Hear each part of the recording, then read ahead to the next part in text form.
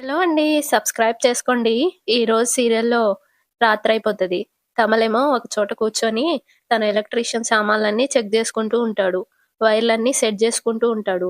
అది పల్లవి చూసి, నా మొగుడు కాగితం పనులు చేస్తున్నాడు, కరెంటు వైర్లు పీకుతున్నాడు అంటే సిగ్గుతో చచ్చిపోవాలనిపిస్తుంది అని నెత్తి బాదుకుంటది. తూ అని అనుకుంటది. కాసేపు ఆలోచించి వాళ్ళ అమ్మమ్మ దగ్గరికెళ్తది.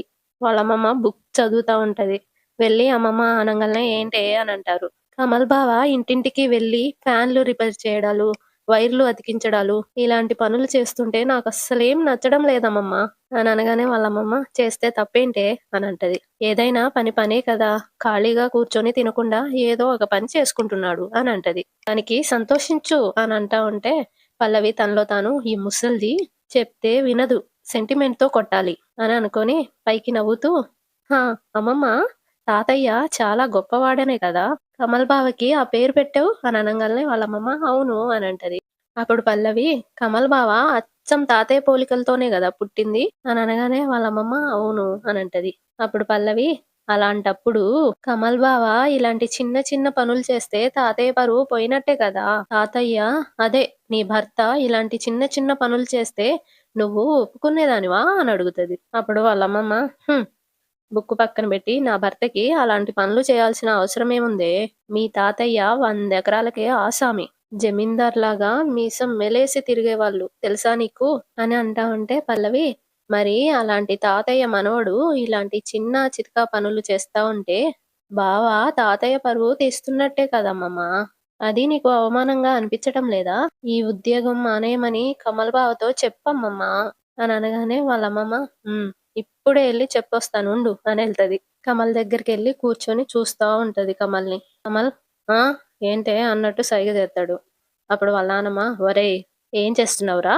అని అడుగుతది. అప్పుడు కమల్ కనిపించడం లేదా? కళ్ళజోడు పెట్టుకున్నావుగా అనంటాడు. వెంటనే వాళ్ళ నానమ్మ రేపటి నుండి నువ్వు ఈ పని చేయడానికి వీల్లేదు అనంటది. నువ్వు చేస్తున్న ఈ ఉద్యోగం మానేసేయ్ అనంటది. అప్పుడు కమల్ ఏమైందే నీకు? తల తిక్కగా మాట్లాడుతున్నావేంటి? వెళ్ళు వెళ్లి పని చూసుకో పో అని అనగానే వాళ్ళ నానమ్మ నేను తల తిక్కగా మాట్లాడడం లేదురా. తల తిక్క పనులు చేస్తున్నదే నువ్వు. మీ తాతయ్య 10 మందితో పని చేయించుకుంటూ దర్జాగా జమీందారులాగా కాలు మీద కాలేసుకొని కూర్చునేవాళ్ళు. అలాంటి మీ తాతయ్య పేరుని నీకు పెట్టాను. నువ్వు ఇలాంటి కరెంటు పనులు చేస్తే అది నా మొగుడు పరువు తీసినట్టే అవుతుందిరా. అందుకే చెప్తున్నాను ఈ పనులు మానేసేయ్ అనంటది. అప్పుడు కమల్ తనలో తాను తాతయ్య గురించి డబ్బా కొడుతుంది గాబట్టి ఈ ముసలిదానికి కనెక్ట్ అయ్యేలా ఏదో ఒకటి చెప్పాలి అని అనుకుంటాడు. వాళ్ళ నానమ్మేమో రేయ్! మాట్లాడవేంట్రా అనంటది. అప్పుడు కమల్ నీకొక విషయం అర్థం కావడం లేదే. తాతయ్య ఎంతో గొప్పవాడు కాబట్టే తాతయ్యకి పేరు తీసుకురావడం కోసమే ఈ పనులన్నీ చేస్తున్నానే అని అనగానే వాళ్ళ నానమ్మ ఏంటి? నా మొగుడికి పేరు తీసుకురావడం కోసం ఈ పనులు చేస్తున్నావా? అని అడుగుతది. వెంటనే కమల్ ఒసే ముసలి ముందు నేను చెప్పేది కొంచెం వినవే. ఇదిగో ఈ బల్బును చూడు. ఇది కరెంట్ లేకుండా మాట్లాడితే వెలిగేలా తయారు చేశాను.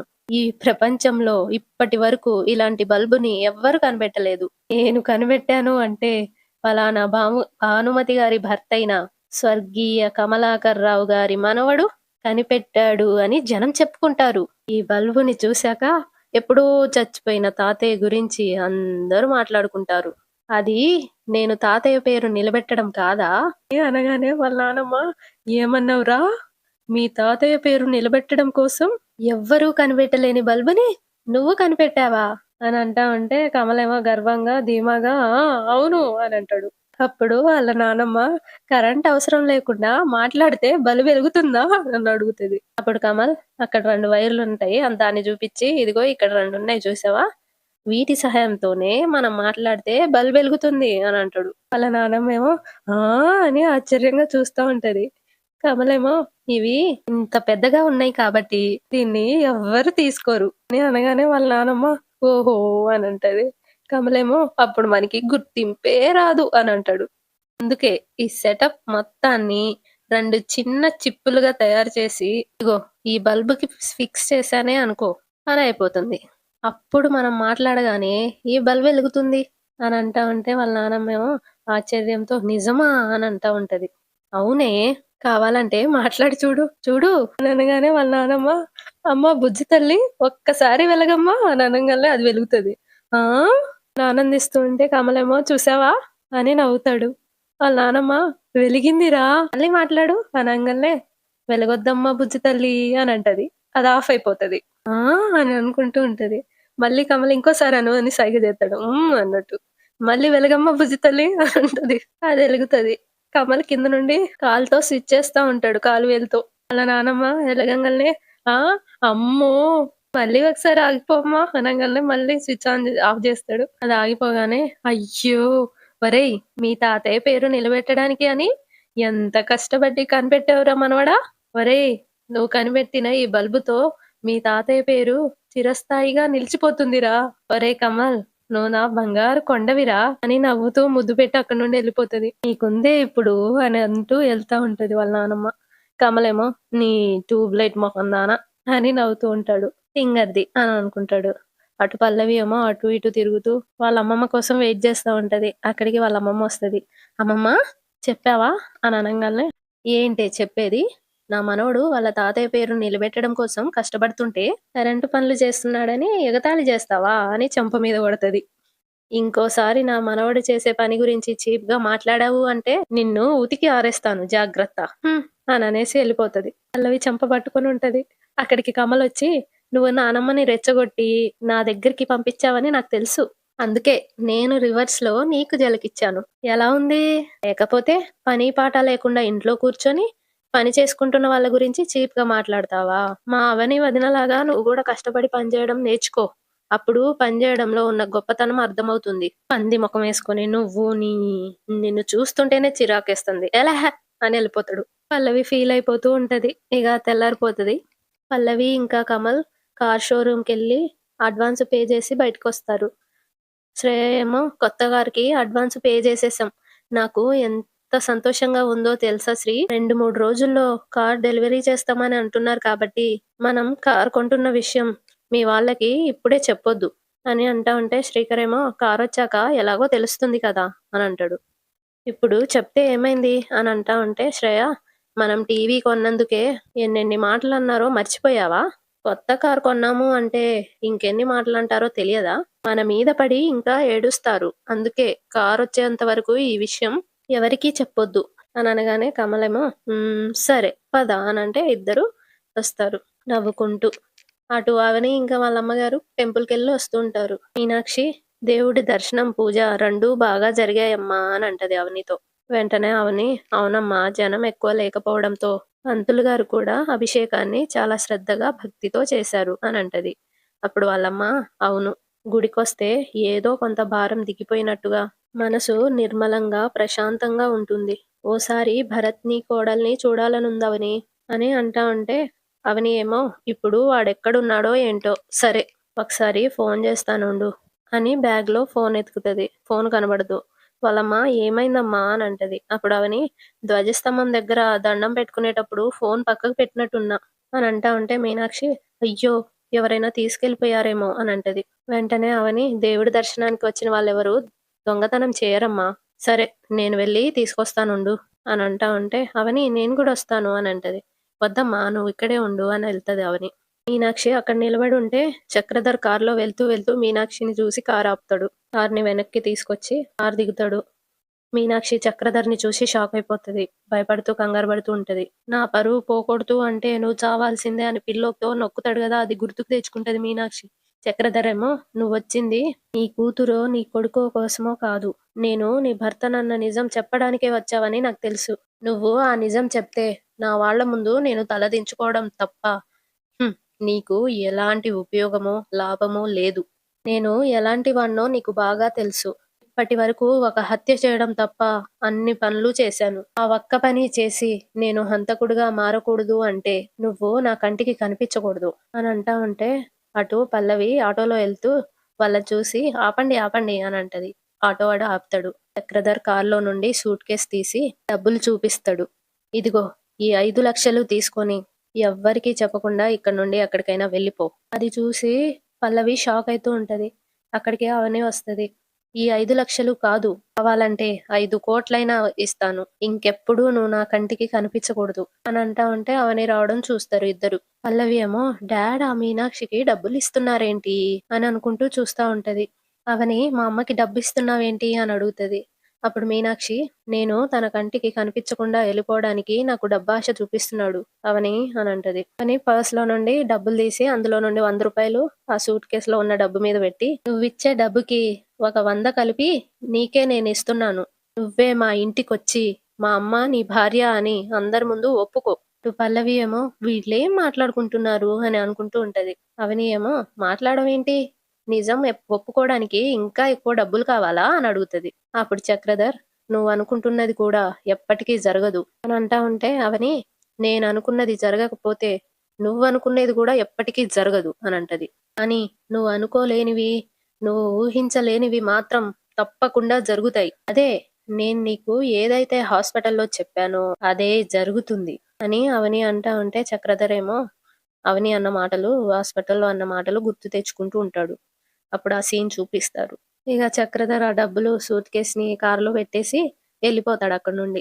పల్లవి ఏమో వాళ్ళేం మాట్లాడారో తెలుసుకోవాలి అని అనుకుంటూ, ఒక్క నిమిషం అని ఆ ఆటో డ్రైవర్‌కి చెప్పి అవని వాళ్ళ దగ్గరికెళ్తది. మా డ్యాడ్ మీతో ఏం మాట్లాడారు? మా డ్యాడ్‌కి మీతో మాట్లాడాల్సిన అవసరం ఏంటి? చెప్పు అనంటది. అప్పుడు అవని, అదేంటి అనేది నేను చెప్తే చాలా చీప్‌గా ఉంటుంది. మీ డ్యాడ్ చెప్తేనే చాలా థ్రిల్లింగ్‌గా ఉంటుంది. మీ డ్యాడ్ నాతో ఏం చెప్పారో, నేను మీ డ్యాడీకి ఏం చెప్పానో అనేది వెళ్లి మీ డ్యాడ్‌నే అడుగు. పదమ్మా అని అక్కడి నుండి వెళ్ళిపోతది వాళ్ళ అమ్మని తీసుకొని. పల్లవి ఏమో, డ్యాడ్ నాకు సపోర్ట్ చేయడానికి వచ్చి, నా చేత ఈవిడకి సారీ చెప్పించారు. ఇప్పుడు వీళ్ళకి డబ్బులిస్తున్నారు. చూస్తుంటే వీళ్ళకి డ్యాడ్‌కి మధ్య ఏదో సీన్ ఉన్నట్టుగా అనిపిస్తుంది. అదేంటో తెలుసుకోవాలి అని అనుకుంటూ ఉంటది. ఇటు కమల్ వాళ్ళ నానమ్మ కూర్చొని సోఫాలో ఆలోచిస్తూ ఉంటది. అక్కడికి రాజేంద్ర వచ్చి, ఏంటమ్మా ఆలోచిస్తున్నావు అని అడుగుతాడు. అప్పుడు వాళ్ళమ్మ, మన ఇంట్లో ప్రతి ఒక్క రోజు ఏదో ఒక గొడవ, మనసుకి బేజారు తప్ప మనశ్శాంతి, సంతోషం అనేదే లేకుండా పోయింది. ఓ వారం రోజుల పాటు గుళ్ళు, గోపురాలు తిరిగితే కాస్త ప్రశాంతంగా ఉంటదనిపిస్తుందిరా అని అంటది. రాజేంద్ర ఏమో, ఇప్పుడు మనమున్న పరిస్థితుల గురించి నీకు తెలిసిందే కదమ్మా! కొంచెం పరిస్థితులు చక్కబడ్డాక నిన్ను, పార్వతిని తప్పకుండా తీసుకెళ్తాను. సరేనా? అని అనగానే వాళ్ళమ్మ సరేరా అని అంటది. అక్కడికి అక్షయ్ వచ్చి వాళ్ళ నాన్న పక్కన కూర్చొని, నాన్న నీకు మెడిసిన్స్ ఉన్నాయా? అని అడుగుతాడు. ఉన్నాయిరా అని వాళ్ళ నాన్న అంటాడు. మొన్న అవని తెప్పించింది. ఉన్నాయి అని అంటాడు. అప్పుడు అక్షయ్, సండే నాకు ఖాళీయే కదా! మిమ్మల్ని చెకప్‌కి తీసుకెళ్తాను అని అంటా ఉంటే, వాళ్ళ నాన్న అవసరం లేదురా మందులున్నాయి కదా! వేసుకుంటున్నాను కదా!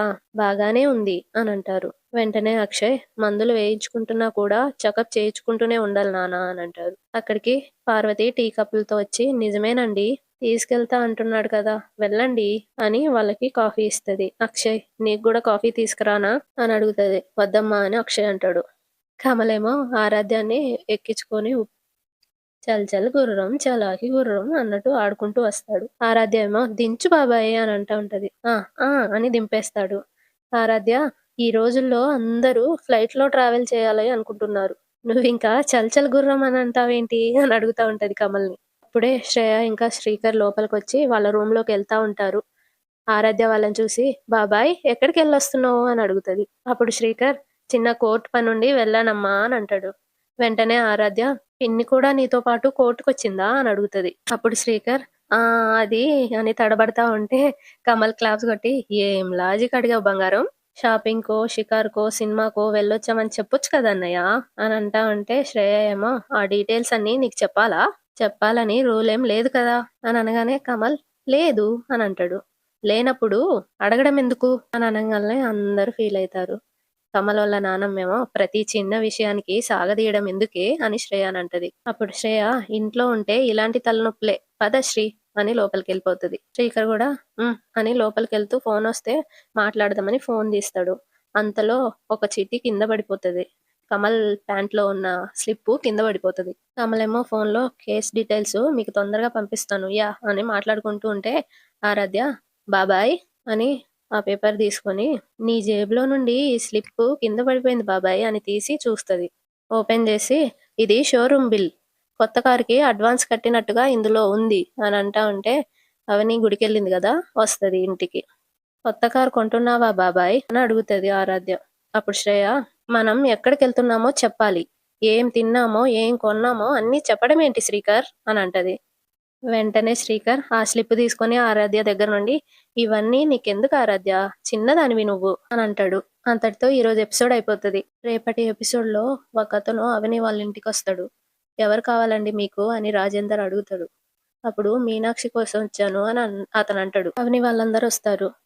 "ఇతను మీ అమ్మగారి కోసం వచ్చారమ్మా" అని రాజేందర్ అంటాడు. "ఎవరండి మీరు?" అని అడుగుతది అవని. అప్పుడు అతను, "నేను మీనాక్షి భర్తని" అని అనంగాల్నే అవనికి బాగా కోపమొచ్చి ఎళ్లి గల్లా పట్టుకొని, "అసలెవడ్రా నువ్వు చెప్పు" అని చెంపలు పట్టుకొని కొడతా ఉంటది. అతనేమో, "మేమిద్దరం భార్యాభర్తలు అన్న విషయం ఈ ఫోటో చూస్తే తెలుస్తుంది" అని ఒక ఫోటో తీసి చూపిస్తాడు అందరికి. అవని ఇంకా మీనాక్షి షాక్ అయితూ ఉంటారు. అంతటితో అయిపోతది. సబ్స్క్రైబ్ చేసుకోండి కదా ప్లీజ్.